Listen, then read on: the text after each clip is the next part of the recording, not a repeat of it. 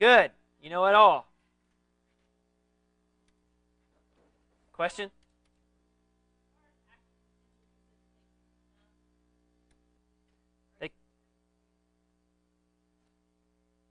Well, I guess graded potentials can be summed because they can lead into an action potential.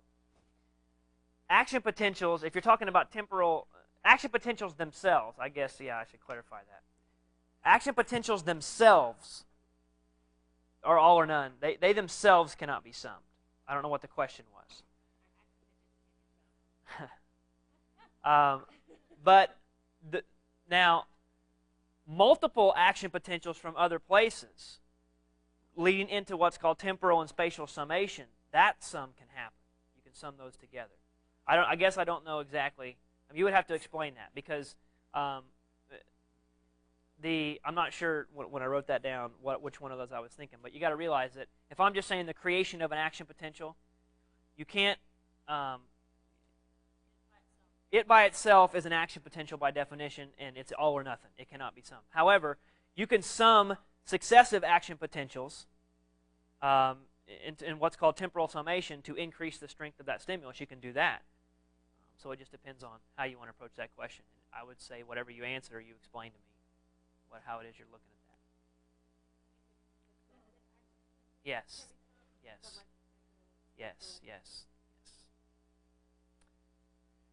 Okay, then. So now, whenever I am one of your patients one day, God help you. If I'm ever one of your patients one day and I'm sitting in the hospital and I want to know what the crap's going on, you can tell me based upon. Maybe I'm out of it. Maybe I don't have any idea what's going on. Dang, I'm caught. I don't know what I'm going to. Oh, well. Okay. Moving on now, we're going to go a little bit bigger up the scale. And we talked about neurons and at the cellular level. How do they all work together at a bigger level? So here, this brings us to the central nervous system in general. Okay, the brain, the spinal cord.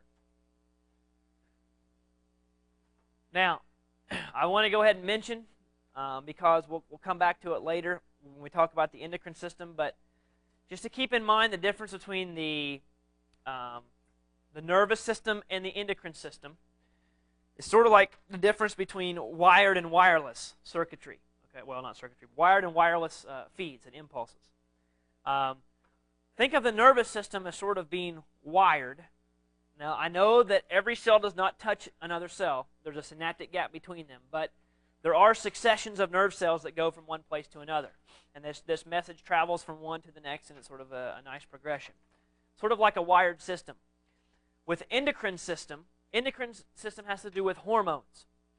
And what you will see, it's really, really interesting. What you will see with hormones is they are released in one part of the body, maybe even all the way up here in the pituitary gland. And when they are released, they could go somewhere very far away, like to your little toe, even. And there's no hardwire connection. There's no nerves or anything. It just gets in the blood. It floats around until it gets there, then elicits its response. So wired versus wireless when you're comparing nervous and endocrine systems. Both of them use chemical messengers. The endocrine system uses hormones. We, in our nervous system, use neurotransmitters. And another big difference between them is the duration. What's up here is listed as duration versus speed. If you're looking for a longer lasting effect, a good example is, it would be nice if this was the case probably for you. It doesn't impact me. Well, it does impact me at home. But like the estrogen cycle, right? Yeah, I got 2 daughters and my wife, but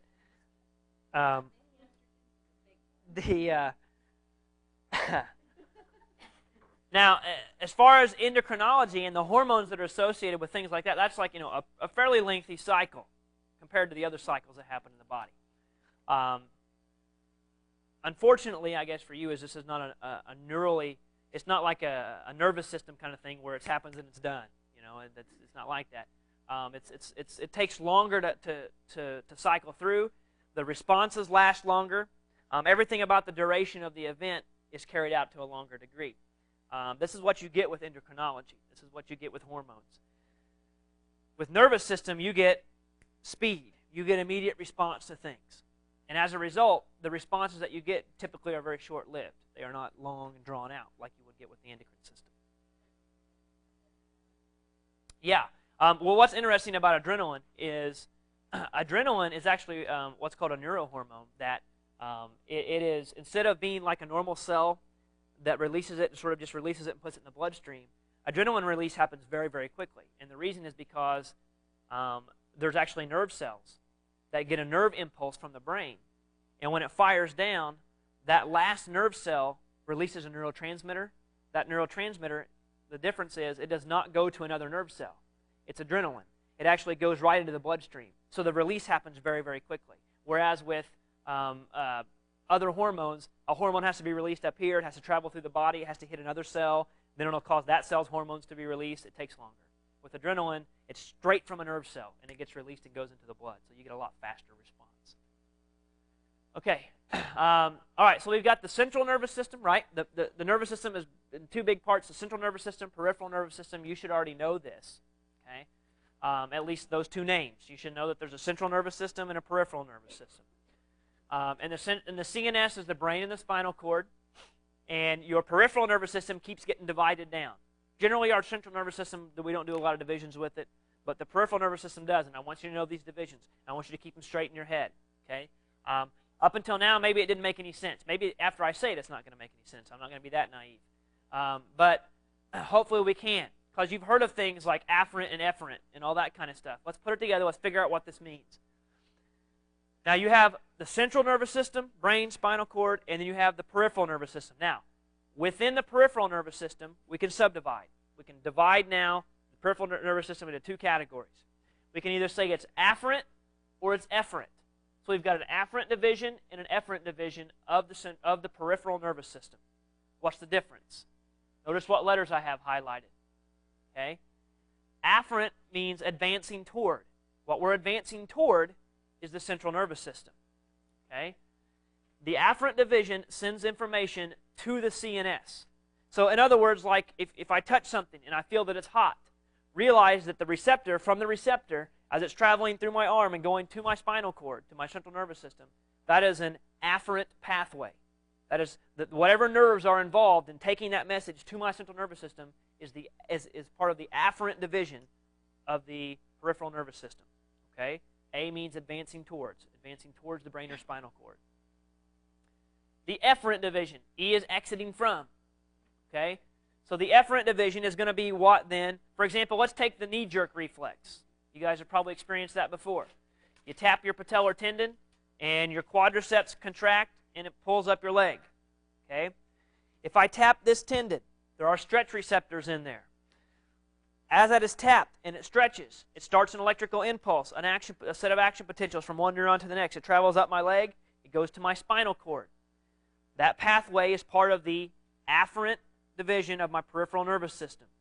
Once I get to my spinal cord, two things will happen. You'll get a U-turn. In my spinal cord, it'll turn right back around and go right back down to my leg. Okay? When it goes right back down to my leg, it's going to my muscles, is where it's going. And immediately, as it pulls that UE and goes down, it causes my muscles to contract, and my leg thus comes up. That part that's going down towards my leg is the part of the efferent division of the peripheral nervous system. Now, what's interesting is whenever that afferent signal was coming in to my spinal cord, it split. Part of it took a U-turn and went back. The other part shot straight up my spinal cord and went to my brain. Otherwise, you wouldn't be aware of what just happened. Okay? So that signal actually got split. One of it was a reflex that you don't control. If you've ever had that happen to you, it's a really weird feeling. It's like you have no control over what's going on. Your leg just kicks, and you can't.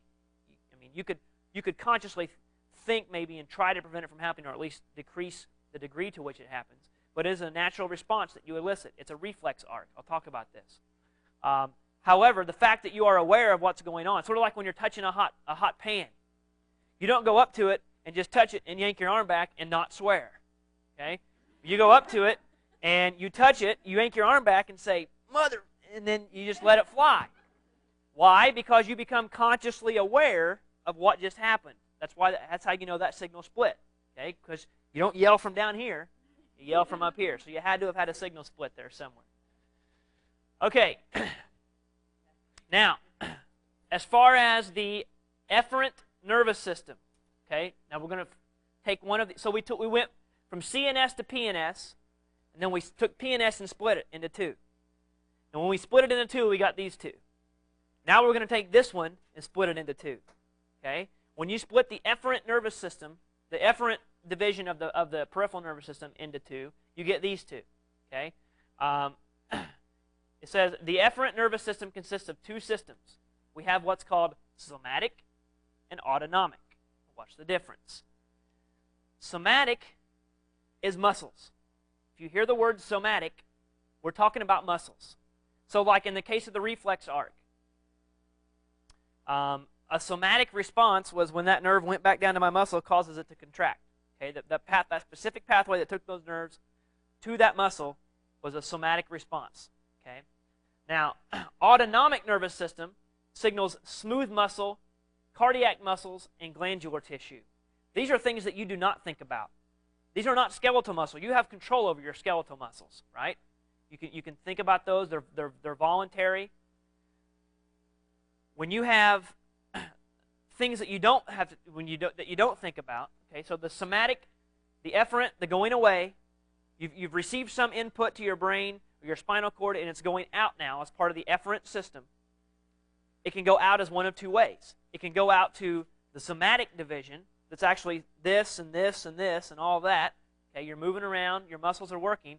Or it's going to go to like your stomach or your intestine or your diaphragm muscle, something that you don't think about and control. That's automatic. Okay, it's autonomic. Cardiac muscle. Thankfully, we don't have to think about our heart beating. We don't have to flex our heart every time to make it contract. That would really suck. Okay.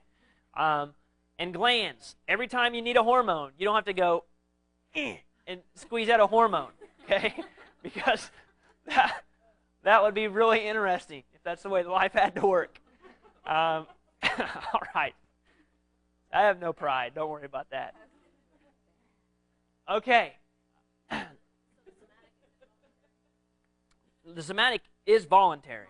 Yes, the autonomic is not voluntary. Okay. Somatic is your muscles.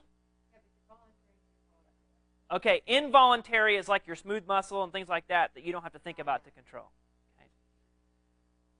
Okay, now let's take a look up here. I'm just going to summarize the different types of neurons. They have to do with the same names that we just talked about.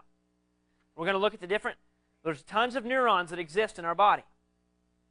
And what we're going to look at now is the different types of neurons and the systems they're associated with and that kind of thing. So take a look up here, and you'll see, generically speaking, we said afferent means advancing towards. So it would make sense that when you see this, a neuron that has some sort of receptor is being stimulated and taking a message toward the central nervous system. Naturally, we're going to call it an afferent neuron. Okay, easy enough. Now, when it gets in here, there are some neurons that are located within the central nervous system entirely. Okay, they're not part of the pulling in from the environment. They're not part of causing a muscle to contract or anything like that. They're just sort of relays that are inside the main hub here. We call these interneurons. Inter means between, right? You're actually between these two neurons, so here we've got an interneuron. Notice the numbers I have up there. Most of the neurons in your body are these neurons, because what you got to remember is your brain and spinal cord are very dense with neurons, so that's where most of your neurons are going to be. About 99% of the neurons are going to be interneurons. Okay.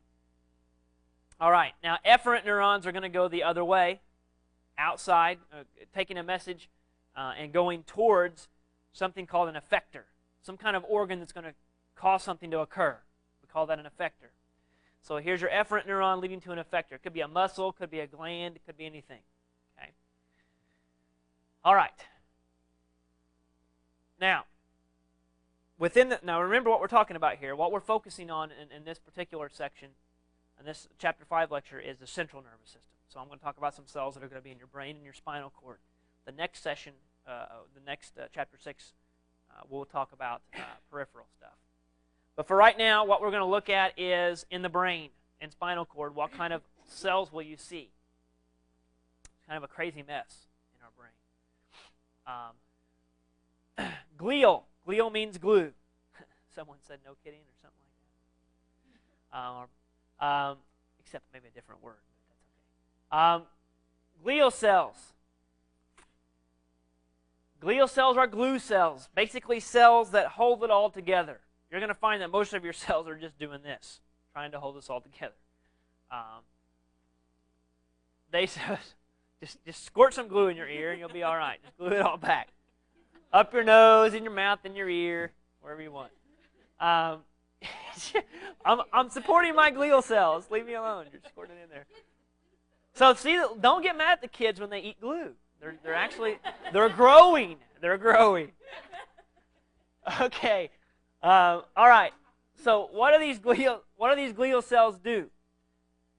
They support interneurons physically, metabolically, functionally, and I don't know, maybe emotionally, but we don't know that much. But physically, they actually help hold them in place in certain areas. I'll show you what I mean. There's different groups of these, a whole big section of these glial cells I'm going to talk about. Metabolically, they will help clean up stuff, like may take in some of their waste. They may provide energy for them. Functionally, they may have things like facilitators that they release to help these guys work. The point is they're extremely important to the survival and the functioning of the rest of our neurons that actually transmit nerve impulses. So, glial cells. Notice that 90% of your CNS cells, 90% of your brain cells and your spinal cord cells are actually what's called glial cells that aren't used for nerve transmission, but instead used for this type of support system. There are four main kinds, and that's what I'm going to talk about here. Okay, there are just four main kinds. I'll show you. This picture shows all of them. Okay, 1, 2, 3, 4. I'll summarize them real quick, and then I'll go back. If you look at astrocytes, what we're looking at here is sort of like inside the brain. Okay, if you were looking at, let's say, inside the brain or inside the spinal cord, it says space contains cerebrospinal fluid. So this is the outside, this is the inside of that tissue, brain or spinal cord. Here's the fluid. Notice that you have a layer of cells up here, okay, sort of like an epithelial type of sheet of cells. I'll come back to that in a second. These are called ependymal cells. Okay, so there's one group of glial cells. They're called ependymal cells. They're going to line your CNS and sort of create the boundary from the inside and the outside of the central nervous system. Now, I started with astrocytes. Astrocytes are called astrocytes because cyte means cell, of course. Astro because they're sort of shaped like a star, I guess. They're sort of like the most generic type of cell that you'll find. To keep this picture in mind, you can look at it on your slide. I'm going to go back to the slide where it actually talks about astrocytes. It says the astrocyte has many functions, holding neurons together and spacing them, as you can see in here. It's attached here. In reality, this would probably be attached to several other neurons as well and sort of just anchoring them in and holding them and spreading out between them. Guiding neurons during fetal development. Extremely important. This provides the structural framework for these neuronal connections. So in fetal development, it's extremely important that these things get situated and spatially aligned like they're supposed to, and these help guide that process. Now, you got to realize that what I just said skips over a ton of biology, but at the same time, that one sentence is an extremely powerful one. You realize how amazing that is, that these cells exist. They're not living organisms. They're not separate entities. They're just part of you. They can't think. They can't reason, but yet they guide the process of fetal neuron development. Okay, there's a lot of power in that statement right there. Okay, establishing a blood-brain barrier. That's very important. I don't know if you realize or not, but your blood never mixes with your brain. So how does all that work? You have a blood, except for one place, your hypothalamus can come in contact with your blood. But the rest of your blood, the rest of your brain, actually is prevented from coming in contact with your blood like the rest of your tissues are. They can come in contact with it. What you will see is that these astrocytes, there's a bunch of them, and they help surround, there's a ton of these. This is not drawn to scale. There's actually a ton of these everywhere that would be so dense that you could hardly see through them. They attach to your capillaries, and what they do is form a seal around your capillaries so that blood does not enter anywhere into this tissue. Now, I guess technically our blood doesn't enter into our body tissue, but a lot of the things sort of just diffuse in and out of our blood across that. This diffusion in and out of the blood from this area into the capillary, from the capillary out here, highly controlled. Very highly controlled, very sealed up. And we'll talk about, I'll show you some more pictures about that here in a second. Okay. Also, repairing brain injuries. Obviously, those are going to be very important in putting things back to where they go, repairing tissue, and structurally supporting it. Playing a role in neurotransmitter activity. Notice it just says playing a role. Don't know exactly. Somehow they're related to whether it helps uptake, whether it helps feed in and cause extra neurotransmitters to be released at certain times. Don't know exactly, but somehow they're involved with that neurotransmitter role. What's very important is that it takes up excess potassium from the brain extracellular fluid. Realize that potassium has to go rushing out of the cell, right? When a potential is done, sodium comes in, potassium comes rushing out.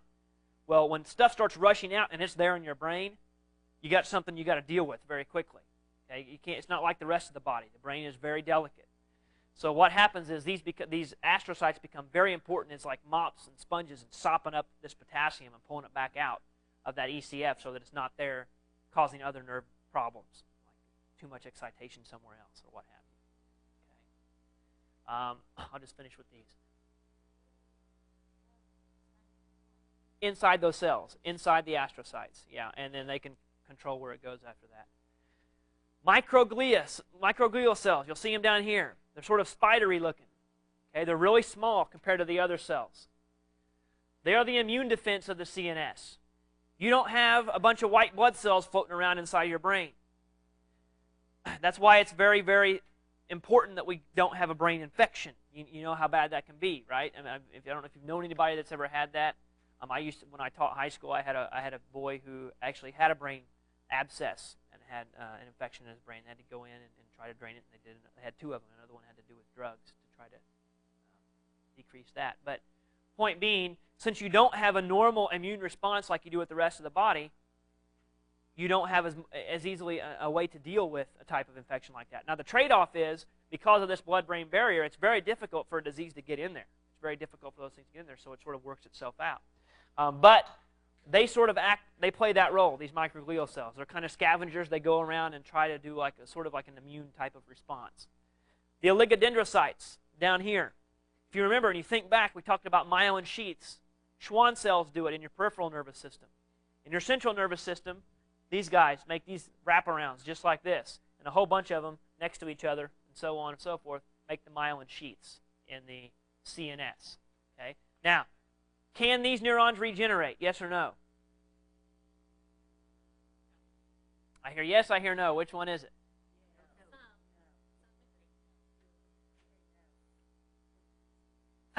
The oligodendrocytes actually prevent it from happening. You are right, though, in the sense that with the peripheral nervous system that we talked about, I talked about neurons in general and the Schwann cells. Yes, they guide axon formation, and you can regenerate part of your axon to help replenish that. In the case of neurons in the brain, the central nervous system, they do not. When these things are destroyed, they're gone. Now, you might say then, and I know we're over, so I'm going to quit with this one. You might ask me then, how is it that if I have a stroke, or someone I know has a stroke, and you seem to forget how to talk and you destroy some brain cells, how can you learn to speak again? Exactly. You form new neural connections with ones that already exist. That's why you have to learn it again. Okay? You don't take the ones that you had and fix them. Otherwise, you wouldn't have to learn it again. What you do is have to establish new connections and work very hard and fight and have more synapses, because these things can change. I don't know if you know this, but when your synapses, as you get older, you can develop new connections. The more you start firing between places, they gravitate towards each other, and you grow new connections your whole life. Okay? So that's what you would have to do. Yes, that is plasticity. Huh? Do you want to put me for the day? So that's for the Marty pants. The glue cells playing, they would help Establish what? What are you talking about? What I was just saying?